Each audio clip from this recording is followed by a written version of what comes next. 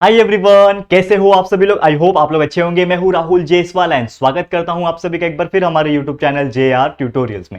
Friends, आज again आपके सामने one of the most important mathematics का लेक्चर वीडियो में लेकर आ चुका हूं दोस्तों, जिसमें आज के दिन हम लोग पढ़ने वाले हैं हमारे 10th स्टैंडर्ड के लिए मैथ सब्जेक्ट का पार्ट 1 यानी अलजेब्रा सब्जेक्ट का, जो हमने एक नया चैप्टर यानी कि जो फर्स्ट चैप्टर है आपका, उसकी शुरुआत की थी हमारे डिजिटल बोर्ड के ऊपर। तो आज हम इस चैप्टर का लेक्चर नंबर 6 पे आ गए दोस्तों। सोचो, लगातार 5 वीडियोस आपको मिले हैं लगातार, और आज छठा लेक्चर लेकर आया हूं जिसमें कुछ मोस्ट इंपॉर्टेंट टॉपिक्स के बारे में डिस्कस करने वाले हैं। तो आज दो टॉपिक पढ़ने जा रहे हैं। पहला होगा डिटरमिनेंट्स एंड दूसरा होगा डिटरमिनेंट का मेथड, जिसको बोलते हैं क्रैमर्स रूल। तो ये क्या होंगे, कैसे सॉल्व करना है, फॉर्मूलेज क्या होते हैं, और एक एक एग्जांपल्स भी सॉल्व करके आपको बताने वाला हूं। तो बस आपको ये वीडियो को एंड तक देख लेना है, आप लोग को हर एक डाउट इस टॉपिक में से क्लियर होने वाला है। ठीक है, तो फटाफट से आ जाते हैं टॉपिक के ऊपर। लेकिन उसके पहले अगेन आपको मैं बता दूं कि ऑलरेडी आप लोग जो ये देख रहे हो, ये डिजिटल बोर्ड पे हम पढ़ा रहे हैं, लेकिन इसी चीज का पूरा 10th स्टैंडर्ड में हो आप इस वक्त, और 10th स्टैंडर्ड का पूरा एंटायर सिलेबस पहले हमने कंप्लीट किया है व्हाइट बोर्ड पे। तो अगर आप देखना चाहते हो तो व्हाइट बोर्ड के वीडियोस भी प्रेजेंट है, आप देख सकते हो।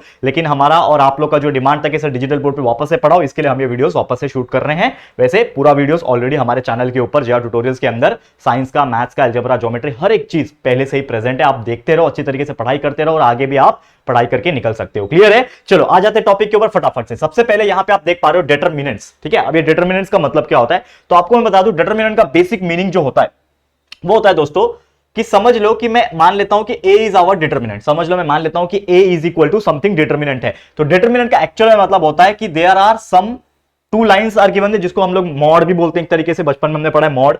तो ऐसा ये किस में होता है, मॉड में होता है। दो लाइंस होते हैं और दो लाइंस के बीच में लगभग 2x2 का मैट्रिक्स होता है। मैट्रिक्स भी नहीं बोल सकते, 2x2 होता है। जैसे कि कोई नंबर हो सकता है, मैं समझ लो मान लेता हूं कि A होता है, ठीक है, इधर पे B होता है, C होता है, D होता है, मतलब ये चार कोई नंबर हो सकते हैं। ठीक है, तो ये होता है A is equal to A B C D। इसको हम लोग 2x2 क्यों बोलते हैं, 2x2 क्यों बोलते हैं, 2x2 इसके लिए बोलते हैं, यहां पे आप देखोगे तो दो रो है इसके और दो कॉलम भी है, मतलब 2 row and 2 columns are there, that's why it is called as the, बोल सकते हो आप लोग, ये डिटरमिनेंट है 2x2 का। वैसे 3x3 के भी होते हैं, अगर नॉर्मल तौर पे बात किया जाए तो वैसे 3x3 के भी होते हैं, A B C D E F G F G, ठीक है ना, H I, सॉरी माफ करना, देखो यार मैं भूल गया। ठीक है, हो जाता है कभी कभी mistake. A B C D E F, ठीक है, और उसके बाद आ जाएगा आपका G H और I। ठीक है, तो ये क्या हो गया, यहां पे आप देखोगे तो यहां पे 3 रो है, 1 रो 2 रो 3 रो। कॉलम कितने हैं, 1 कॉलम 2 कॉलम 3 कॉलम। तो ये कितने का है, 3x3 का मैट्रिक्स है, मतलब 3 रो 3 कॉलम। लेकिन ये अभी आपको नहीं होगा, ये आपको लगभग 12th में होगा, 11th एंड 12th के जब बाद जाओगे तो आपको ये पढ़ना पड़ेगा, और वहां पे ये आपको डिटरमिनेंट भी नहीं पढ़ना पड़ेगा, आपको ऐसा ब्रैकेट में आएगा। और इसको हम लोग क्या बोलते हैं, मैट्राइसिस बोलते हैं। इसको हम लोग क्या बोलते हैं, मैट्राइसिस, जो कि आप आगे के स्टैंडर्ड में जाओगे तो आप पढ़ोगे। लेकिन आप 10वीं में पढ़ रहे हो तो ये सभी चीज जो है हम लोग को अभी नहीं है, तो इसको चिंता करने की आपको जरूरत भी नहीं है, क्योंकि आज हम लोग सिर्फ आपको मैट्रिक्स पढ़ाने वाले हैं। और आपको जो 10th स्टैंडर्ड का सिलेबस है ना, वो इतना सिंपल है कि इसमें सिर्फ 2x2 का क्या दिया, डिटरमिनेंट दिया, और कैसे सॉल्व करना है यहाँ पे मैं बताऊंगा। फिर एग्जांपल्स भी सॉल्व कराना है, फिर डिटरमिनेंट मेथड यानी क्रैमर्स रूल के ऊपर भी जाना है। और मैं आपको बोल सकता हूं दावे के साथ, अगर आप ये सीख लेते हो आज के इसमें, तो एक क्वेश्चन तो हमेशा आता ही है डिटरमिनेंट को सॉल्व करने के लिए। 1 मार्क्स के लिए आपका 1 मार्क्स यहीं पे कंफर्म हो जाएगा। और जो दूसरा टॉपिक जो पढ़ाने जा रहा हूं, जो इसमें होगा, इसके बाद आएगा क्रैमर्स रूल, उसके भी एक क्वेश्चन डेफिनेटली आते हैं लगभग 2 से 3 मार्क्स के लिए, तो वो भी आपका आज कंफर्म होने वाला है, बस ध्यान लगा के देखो। ठीक है, तो चलो सबसे पहले इसको हम लोग रफ कर लेते हैं। ठीक है, ये पूरे को हम लोग रफ कर लेंगे, बिकॉज इसका हमें काम नहीं है। और जैसा मैंने बोला कि ये 2x2 का मैट्रिक्स होता है, ठीक है, ये आपको समझ में आ गया, लेकिन इसका भी हमें अभी काम नहीं है। अब ये आपको समझ में आ गया होगा कि दिस इज ABCD, समझ लो कोई डिटरमिनेंट दिया हुआ है, कोई भी नंबर हो सकता है। ये ABCD लिखा है मतलब क्या है, ये कोई भी नंबर हो सकता है। लेकिन यहां पे आपको क्या देखना है, सॉल्व कैसे करना है। इसको सॉल्व करने के लिए, मतलब कभी भी कोई क्वेश्चन पूछेगा find the value of determinant, तो आपको करना क्या है, सिंपल सा आपको क्रॉस मल्टीप्लीकेशन करना है। ठीक है, क्या करना है दोस्तों, आपको क्रॉस मल्टीप्लीकेशन करना है, मतलब A वाला D से मल्टीप्लाई हो जाएगा, A मल्टीप्लाई बाई D, और बीच में हमेशा लगता है माइनस। क्या लगता है, सब्ट्रैक्शन होता है, माइनस लगता है। मतलब जब पहला नंबर अपने सामने वाले को क्रॉस मल्टीप्लाई करता है तो A मल्टीप्लाई बाई D जब होगा तो बीच में आ जाएगा माइनस, फिर हो जाएगा B मल्टीप्लाई बाई C। ठीक है, तो इन शॉर्ट हम लोग का आंसर क्या आ जाएगा, A is equal to A multiply by D मतलब AD minus B multiply by C is BC। तो A is equal to AD minus BC will be your answer. लेकिन नंबर्स रहेगा तो नंबर्स में तो सॉल्व होगा। अभी मैं आपको एग्जांपल सॉल्व कराता हूं तो आपको ज्यादा बेटर में समझ में आएगा। तो ये आपको समझ में आ गया होगा। बस इतना करना है कि जो चारों नंबर दिए हैं उसको क्रॉस मल्टीप्लाई करना है, बीच में माइनस करना है, और आपका जो वैल्यू निकलेगा वो रहेगा आपका डिटरमिनेंट का वैल्यू। क्लियर है? समझ में आ रहा होगा। तो चलो आगे बढ़ जाते हैं, जो कि हम लोग लेकर आए हैं कुछ एग्जांपल्स, इसको हम लोग फटाफट से सॉल्व करके आपको बताने वाले हैं। ठीक है, अब एग्जांपल्स क्या है, यहां पे देखो सबसे पहले एग्जांपल दिया हुआ है a इज इक्वल टू 5379। इसको कैसे सॉल्व करना है, अगेन जैसे मैंने बोला डिटरमिनेंट कैसे सॉल्व करते हैं हम लोग। ये डिटरमिनेंट अगर आपको दिया हुआ है, आपको करना है क्या है, क्रॉस मल्टीप्लाई, यानी 5 9 से मल्टीप्लाई हो जाएगा, तो 5 मल्टीप्लाई बाय 9, बीच में माइनस, ये 3 7 से मल्टीप्लाई हो जाएगा, 3 मल्टीप्लाई बाय 7। इसको सॉल्व कर लो, देखो तो a is equal to 5 multiply by 9, 9 5 कितना होता है दोस्तों 45 होता है, बीच में माइनस है, 3 7 से कितना होता है 21, और हमारा माइनस कर दो, 45 में से 21 माइनस कर दो, कितना बचेगा दोस्तों 24 बचेगा। करेक्ट है, तो आंसर आ गया a इज इक्वल टू 24, यानी कि इस डिटरमिनेंट का वैल्यू जो हमें पूछा था कि क्या आएगा बताओ, तो आपने निकाल लिया कि a का वैल्यू कितना आया, यानी डिटरमिनेंट का वैल्यू कितना आया 24 आया। कितना सिंपल है कि नहीं। वैसे आ जाओ सेकंड क्वेश्चन के ऊपर, इसको भी देख लेते हैं। यहां पे फर्क क्या है, यहां पे खुद ही माइनस माइनस दिख रहा है बहुत सारा, तो लोग क्या होते हैं ना, माइनस को देख के डर जाते हैं, घबरा जाते हैं, क्योंकि उसमें सब्ट्रैक्शन कर रहे हैं और मल्टीप्लिकेशन करने में थोड़ा सा दिक्कत लोगों को आता है। लेकिन आप लोगों को टेंशन लेने की जरूरत नहीं है।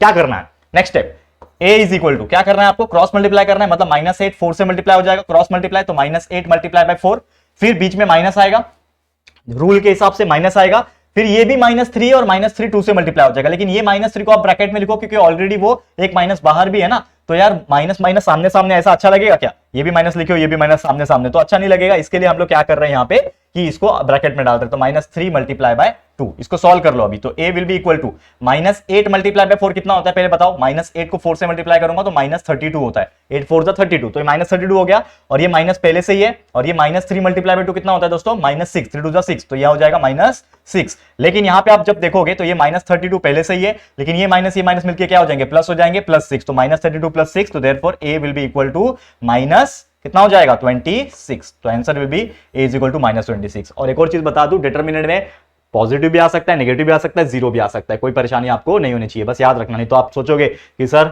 डिटरमिनेंट हमेशा पॉजिटिव आता है। कुछ लोग होते हैं जो अलग अलग कंसेप्ट पता नहीं कहां से सीख के आते हैं, और एग्जाम में जब हमारा आंसर नेगेटिव में आ गया तो बोलते हैं अरे तेरा नेगेटिव कैसे आया, मेरा तो पॉजिटिव आ रहा है। आंसर कभी नेगेटिव नहीं हो सकता, पॉजिटिव होना चाहिए। तो ऐसे लोग बोलते हैं, लेकिन उसके ऊपर नजरअंदाज करो, क्योंकि आपको एक चीज बता देता हूं, डिटरमिनेंट्स का value positive, negative as well as zero भी हो सकता है, कोई परेशानी इसमें नहीं होगी। ठीक है, अब देखो तीसरा क्वेश्चन, ये थोड़ा दिखने में टफ लग रहा है। क्यों टफ लग रहा है दिखने में, क्योंकि यहाँ पे रूट वगैरह दिया हुआ है।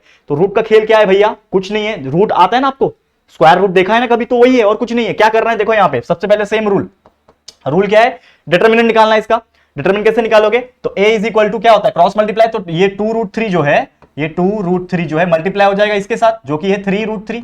ठीक है, फिर बीच में आता है माइनस, और ये 9 मल्टीप्लाई बाय 2 हो जाएगा।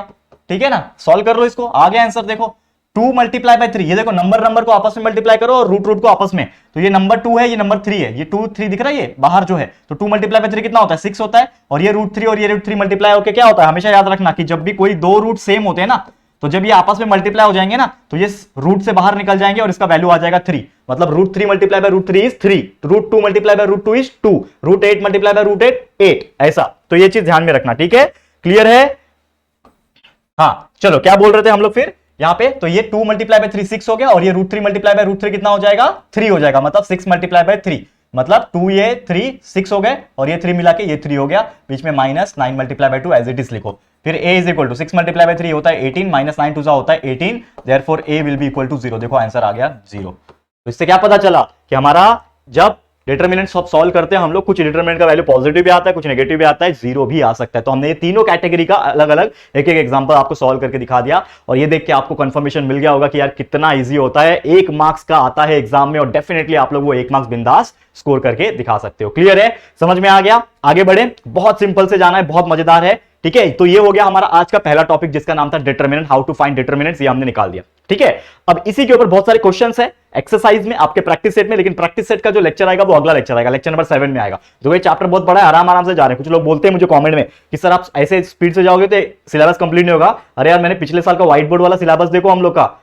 लगभग एक एक चैप्टर का 14 वीडियोस बनाए मैंने, क्योंकि इतनी बारीकी से एक एक पॉइंट को एक्सप्लेन करता हूं ना, 14 15 लेक्चर्स बन जाते हैं एक चैप्टर के, लेकिन फिर भी नवंबर दिसंबर में मैंने पूरा सिलेबस कंप्लीट कर दिया था, है कि नहीं। मजेदार बात, लगभग 3 से 4 महीने आपका पहले सिलेबस कंप्लीट हो जाएगा, तो टेंशन की बात नहीं है। सिलेबस तो ऑलरेडी वैसे भी व्हाइट बोर्ड वाले वीडियोस पहले से ही कंप्लीटेड है, वो भी आप देख सकते हो चाहिए तो जाके, ठीक है ना। साइमल्टेनियसली इसको भी देखो, उसको भी देखो। हमारा यहां तक हुआ, इसके आगे का पढ़ाई करना है तो व्हाइट बोर्ड वाले वीडियोस है, जाके देख लो, हमारे चैनल के ऊपर है, प्लेलिस्ट में जाना सर्च करना, या फिर डायरेक्ट आप यूट्यूब पे सर्च करोगे कि 10th standard algebra chapter number 2 भी पढ़ना चाहते हो, चैप्टर नंबर 2 के वीडियोस प्रेजेंट है, 3 के प्रेजेंट है, 4 के 5 के जितने भी है, सब चीज पहले से ही हमने हमारे चैनल पे डाल के रखे हुए, तो आपको बिल्कुल चिंता नहीं करना है। ये तो हम लोग वापस से पढ़ा रहे हैं ना आपको, ये तो वापस से पढ़ा रहे, क्यों पढ़ा रहे? क्योंकि डिजिटल बोर्ड लाया हमने, आप लोग डिमांड कर लिए कि सर वापस से एक बार पढ़ा दो। तो यार डेफिनेटली यार आपका देखो, आप जब भी डिमांड करते हो और वो जायज भी होता है तो हम लोग करते हैं वो चीज, ठीक है ना। तो जायज है आप लोग का डिमांड करना कि ये डेफिनेटली हम पूरी कोशिश करेंगे कि आप लोग के लिए कंटेंट्स डालेंगे एंड डेफिनेटली लाएंगे, बिल्कुल चिंता नहीं करना, ठीक है। चलो आगे बढ़ जाते हैं, ज्यादा टाइम नहीं लेंगे, अब जाते हैं हम लोग अगले। क्या टॉपिक बोला था मैंने? That is determinant method. Determinant पढ़ लिया, अब डिटरमिनेंट का मेथड जिसको हम लोग प्यार से बोलते हैं क्रैमर्स रूल, और यही नाम से एग्जाम में क्वेश्चन भी पूछता है।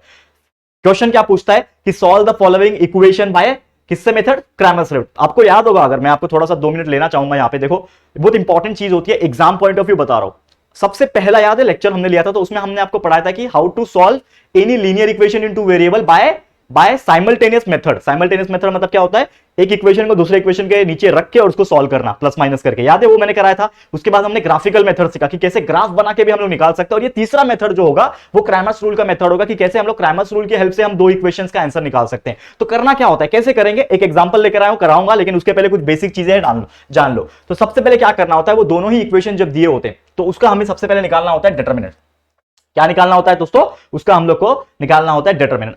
अब सवाल ये उठता है कि यार हम लोग उसका डिटरमिनेंट जो है वो कैसे निकाले, करेक्ट? ये हम लोग हमेशा से फोकस करते हैं। तो डिटरमिनेंट जैसे हम लोग निकालते थे वैसे ही निकालेंगे। दूसरा प्रोसेस होता है कि उसका dx का वैल्यू निकालो, ठीक है। तीसरा प्रोसेस होता है dy का वैल्यू निकाला, और उसके बाद जाके जब वो निकल जाता है तो हमारा फॉर्मूला लगता है, क्योंकि हमें मेन क्या निकालना है, x और y का वैल्यू निकालना है, करेक्ट है। हमेशा वही निकालते हैं हम लोग। तो यहां पे x का वैल्यू निकालने के लिए फॉर्मूला है dx/t और y के लिए फॉर्मूला है dy/2, यानी कि हम लोग पहले dx निकालेंगे, d तो पहले से निकाल लिया था डिटरमिनेंट, उसके बाद dx निकालेंगे, dy डालेंगे, तो ये तीनों मिल गया, और ये तीनों की हेल्प से ही हम लोग हमारा x और y का वैल्यू निकाल लेंगे। बहुत सिंपल है, ये तो आपको अभी मैंने मुंह से बोला है, लेकिन चलो अभी एग्जांपल कराता हूं और सीधा उसमें लाइव बताता हूं आपको कि किस तरीके से हम लोग x और y का वैल्यू किसी भी given linear equation in 2 variables का क्रैमर्स रूल की हेल्प से निकाल सकते हैं, ठीक है। क्या आप लोग रेडी हो? चलो आ जाओ फटाफट से, चलो जाते हैं हमारे क्वेश्चन की तरफ। देखो तो क्वेश्चन ऐसा पूछता है, दिख रहा होगा, उम्मीद करता हूं आपको। क्या लिखा है यहाँ पे? Solve the following using Cramer's rule. Clearly बोल दिया, ये 2 इक्वेशन दिए भैया, ऐसे ही देते थे ना हमेशा, ऐसे ही देते हैं ना हमेशा। कोई भी लीनियर इक्वेशन 2, एक दिया कॉमा दूसरा दिया, ग्राफिकल मेथड में भी हमने ऐसे ही देखा था, 2 इक्वेशन दिया रहता था, लेकिन उसमें क्लियरली बोला होता था कि उसको सॉल्व करना है ग्राफिकल मेथड से। लेकिन यहां पे क्लियरली बोल दिया है कि यहां पे किसको करना है, क्रैमर्स रूल से सॉल्व करना है, ठीक है। तो इसमें साइमल्टेनियस मेथड यूज नहीं करना है, इसमें ग्राफिकल मेथड यूज नहीं करना है, हमें यहां पे क्या यूज करना है, क्रैमर्स रूल। तो कैसे करते हैं क्रैमर्स रूल की शुरुआत? तो सबसे पहले क्या करना है, ये दोनों इक्वेशन जब दिया है इसको एक के नीचे एक लिखो। सबसे पहले कैसा करोगे, एक के नीचे एक लिखे, यहां पे समझ लो 5x + 3y = -11 है। दूसरा क्या है, 2x + 4y = -10 है। इसको एक के नीचे एक इसलिए लिखा कि आपको समझ में आना चाहिए तो इसको आप नाम दे दो, इक्वेशन नंबर 1 दे दो, इक्वेशन नंबर 2 दे दो। अब इससे हम लोग को पता क्या चलेगा, क्या पता चलेगा कि हमने इसको एक दूसरे के नीचे रख दिया और हम लोग को पता चल गया कि x का वैल्यू के x का कोएफिशिएंट यहां पे क्या है, y का कोएफिशिएंट क्या है, और जो वेरिएबल है, जो हमारा कांस्टेंट दिया हुआ है, हमारे नंबर्स जो दिए हुए वो कहां है, ये समझ में आ गया। तो पहला स्टेप याद है, इसके पहले मैंने आपको बताया था, पहला स्टेप क्या है, सबसे पहले हमें निकालना होता है डिटरमिनेंट। पहला स्टेप क्या है, हम लोग को निकालना पड़ेगा डिटरमिनेंट। तो डिटरमिनेंट कैसे निकालेंगे, डिटरमिनेंट? तो डिटरमिनेंट का फॉर्मूला होता है d = ऐसा टप्पा बनाना होता है, करेक्ट है। तो उसमें हम लोग लिखते हैं नंबर, 4 नंबर लिखते हैं यार। तो 4 नंबर कहां से लाओ, तो हमेशा याद रखना यहां पे जो 4 नंबर होते हैं वो कौन से होते हैं, ये x के बाजू बाजू में जो दोनों नंबर लिखे हैं ना, क्या लिखा है, 5 और 2, तो यहां पे लिख दो 5, यहां पे लिख दो 2, समझ में आया। फिर y के बाजू बाजू में 3 और 4 जो लिखा है ना, तो यहां पे आ जाएगा 3, नीचे आ जाएगा 4, ये बन गया आपका डिटरमिनेंट। अब इसको सॉल्व कर लो। कैसे सॉल्व करते हैं डिटरमिनेंट, कैसे सॉल्व करते हैं, याद है, 5 × 4 क्रॉस मल्टीप्लाई करना है और कुछ नहीं, 5 × 4 बीच में माइनस, 3 × 2, सॉल्व कर लो। तो d = 5 4 = 20 -3 2 = 6, तो देयरफॉर d का वैल्यू आपको कितना मिल जाएगा, 20 - 6 यानी 14। तो d का वैल्यू कितना मिल गया आपको, 14 मिल गया। यानी कि आपने कितनी आसानी से d का वैल्यू निकाल लिया, ठीक है। अब d का वैल्यू मतलब डिटरमिनेंट आपका निकल गया, एक पड़ाव पार, स्टेप नंबर 1 हमारा कंप्लीट। स्टेप नंबर 2 क्या था हमारा, स्टेप नंबर 2 था कि हमें dx निकालना है। तो dx कैसे निकालेंगे भैया, ये सोचने वाली बात है, ठीक है। तो dx निकालने के लिए आपको क्या करना पड़ेगा, यहां पे पहले मैं एक लाइन खींच देता हूं। अब देखो यहां पे dx कैसे निकालते हैं, तो यहां पे मैं फाइंड करूंगा dx। तो dx के लिए हम लोग को वापस से डब्बा बनाना पड़ेगा, 4 नंबर लिखने, लेकिन 4 नंबर अब क्या आएगा, 4 नंबर क्या आएगा, तो 4 नंबर में हमेशा याद रखना कि dx है, ये क्या लिखा है, d ऑफ x, मतलब ये तो हमने d निकाला, d मतलब सिर्फ डिटरमिनेंट था जो हमने x और y के कोएफिशिएंट की हेल्प से निकाल दिया, लेकिन यहां पे dx निकालना है। तो यहां पे करना क्या है ना, dx है, इसीलिए x वाले नंबर को गायब कर दो, x वाले नंबर को गायब कर दो, और ये x वाले नंबर की जगह पे आप ये नंबर लिखो जो इक्वल के बाजू में लिखा हुआ है, जो कि -11 और -10। तो यहां पे आप क्या लिखोगे, -11 -10। हमेशा याद रखना dx निकालना है तो x वाले को मैंने गायब कर दिया, और उसके जगह पे एक्स वाले को गायब कर दिया, उसके जगह पे मैं उठाऊंगा ये वाले नंबर जो इक्वल के बाजू में लिखे, तो -11 -10 मैंने लिख दिया, एक्स के जगह पे वो नंबर लिख दिया, और वाई वाले सेम रहेंगे, क्या लिखा है 3 और 4, तो वाई के जगह पे हम लोग क्या लिखेंगे 3 और 4 लिखेंगे, सॉरी माफ करना 3 और 4 लिखेंगे। अब इसको सॉल्व कर लो, जैसे सॉल्व करते हैं हम लोग, तो dx, ठीक है ना, d है ना ये, तो dx will be equal to -11 multiply by 4, बीच में माइनस, और ये 3 मल्टीप्लाई बाय -10, ठीक है, 3 मल्टीप्लाई बाय -10, सॉल्व कर लो, तो dx will be equal to -11 multiply by 4 कितना होता है -44, बीच में माइनस, 3 मल्टीप्लाई बाय -10 कितना होता है -30, ठीक है ना, करेक्ट है, सही बात है। अब क्या होगा, dx will be equal to -44 और माइनस प्लस हो गया तो +30, तो इसका आंसर आ जाएगा dx will be equal to -44 + 30 कितना होता है -14 होता है, तो हमारा आंसर कितना आया dx का -14। तो देखो d का वैल्यू 14 आ रहा था, dx का वैल्यू -14 आ गया, ठीक है।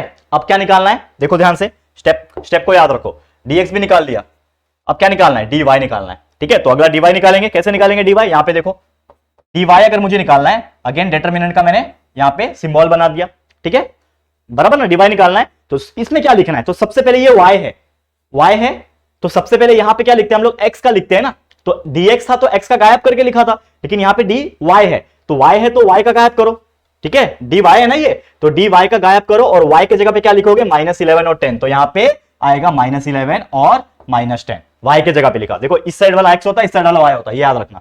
तो हमने जैसे dx के टाइम पे x वाले को गायब करके -11 10 लिखा था, वैसे इस बार dy है, तो dy के लिए हम लोग ने y के जगह पे -11 और 10 लिखा, इस साइड का नंबर, और यहां पे तो x वाले आते हैं, तो x वाले तो कुछ करने की जरूरत नहीं, जो है वो लिख दो, जो कि है 5 और 2, करेक्ट है, यही है। अब इसको सॉल्व कर लेते हैं, तो dy will be equal to 5 multiply by -10 कितना हो जाएगा, सॉरी एक स्टेप बढ़ा देता हूं पहले, 5 मल्टीप्लाई बाय -10, बीच में माइनस है, और उसके बाद -11 मल्टीप्लाई बाय 2,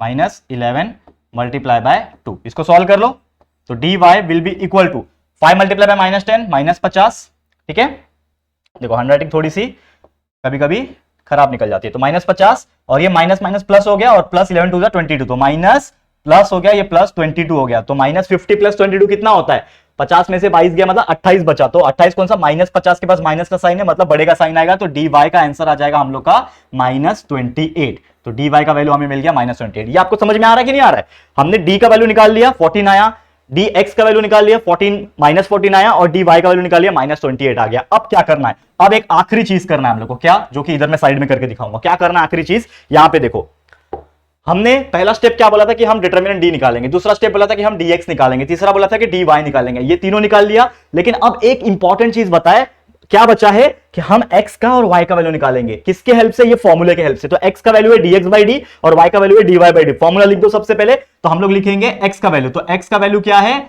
dx/d, और y का वैल्यू है dy/d, ये फॉर्मूला है उसके, अब उसमें वैल्यू डाल दो, तो हमारे पास x का वैल्यू है ना, dx क्या है, dx किधर है, देखो dx के जगह पे -14, तो dx के जगह पे लिखेंगे हम लोग -14, और d का वैल्यू हमने निकाला हुआ है ऑलरेडी, कितना है, ऑलरेडी निकाला है 14, तो इसके जगह पे आ जाएगा 14, कॉमा, ये y का वैल्यू क्या है dy/d, dy कितना निकाला था हमने, -28 निकाला था, -28 निकाला था, नीचे d का वैल्यू कितना है 14, अब इसको सॉल्व कर लो, आ जाएगा आंसर, तो x का -14/14 मतलब -1, और y का वैल्यू -28/14, 14 2 28 होता है, और माइनस मतलब -2, तो हमें एक्चुअल में क्या मिल गया, यहाँ पे वैल्यू मिल गया, क्या मिल गया, यहां पे वैल्यू मिल गया किसका, x इज इक्वल टू -1 और y is equal to -2। This is our correct answer. उम्मीद करता हूं कि ये चीज आपको बहुत अच्छी तरीके से समझ में आ गया होगा। एंड ये कितना इजी है, क्रैमर्स रूल आप खुद देखो, यहां पे आप देख पा रहे हो कितना इजी है कि कितना आसानी से हम लोग कोई भी दो लीनियर इक्वेशन दिया है तो क्रैमर्स रूल की हेल्प से हम लोग x और y का वैल्यू निकाल सकते हैं।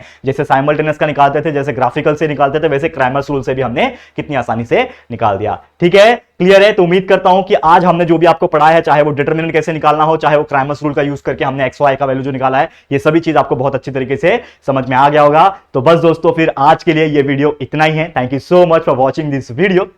और जल्द हम हाजिर होंगे अगला लेक्चर यानी कि लेक्चर नंबर 7 जब आएगा, उसमें हम इसी के बेस पे जो पूरा का पूरा एंटायर प्रैक्टिस सेट नंबर 1.3 है वो हम पूरा सॉल्व करवाने की कोशिश करेंगे। लेकिन आप लोगों को क्या करना है, आप लोगों को बस बने रहना है, हमारे साथ प्यार और सपोर्ट बनाए रखना है, और कुछ नहीं चाहिए दोस्तों। आपके लिए हम कंटिन्यूस ऐसे ही मेहनत करते रहेंगे। ठीक है, चलो आज के लिए इतना ही। ये वीडियो आपको कैसा लगा प्लीज कमेंट करना, वीडियो पसंद आया, अच्छा लगा तो प्लीज वीडियो को लाइक कर देना एंड अपने दोस्तों के साथ जितना हो सके शेयर कर देना। और अगर फर्स्ट टाइम आए हो चैनल पे, अभी तक चैनल को सब्सक्राइब नहीं किया है ना, तो फटाफट से हमारे चैनल को सब्सक्राइब कर देना। बाजू में एक बेल आइकन होता है, उसको प्रेस कर देना, ताकि फ्यूचर में हम कभी भी कोई भी वीडियोस को अपलोड करेंगे तो आप लोगों को नोटिफिकेशंस मिलती रहेगी। ठीक है फ्रेंड्स, तो जल्दी मिलेंगे हमारे न्यू वीडियो में, तब तक के लिए thank you and good bye.